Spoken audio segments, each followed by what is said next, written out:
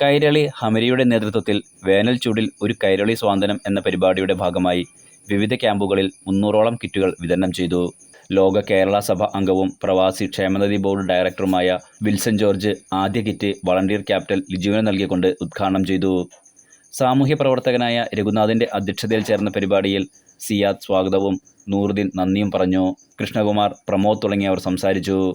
ഈ വേനലിൻ്റെ ഒരു കാലഘട്ടത്തിൽ സാധാരണ മറ്റ് സീസണുകളിലുള്ള ബുദ്ധിമുട്ടുകളെ പോലെ തന്നെ ഈ വേനൽ കൊണ്ടുണ്ടാകുന്ന ഒരുപാട് ബുദ്ധിമുട്ടുകൾ ഏറ്റവും കൂടുതൽ അനുഭവിക്കുന്ന ഒരു വിഭാഗവും ഈ പുറത്ത് ജോലി ചെയ്യുന്ന തൊഴിലാളികളും അതുപോലെ മറ്റ് സൗകര്യങ്ങളില്ലാത്ത ഈ അടിസ്ഥാന വർഗത്തിൽപ്പെട്ട 80% വരുന്നവരാണ്. അതോടൊപ്പം എനിക്ക് പറയാനുള്ളത്, നമ്മളിവിടെ ഇന്ത്യക്കാരെയാണ് അഭിസംബോധന ചെയ്തതെങ്കിലും നമ്മൾ അത്തരത്തിലൊരു വിവേചനം ഇത് ക്യാമ്പുകളിൽ ചെല്ലുമ്പോഴും മറ്റു സ്ഥലത്തും ഉണ്ടാകുന്നില്ല എന്നുള്ളത് തന്നെയാണ് അതിൻ്റെ യാഥാർത്ഥ്യം.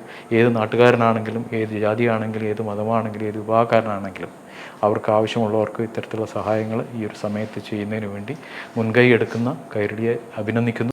Enlight news, Muscat.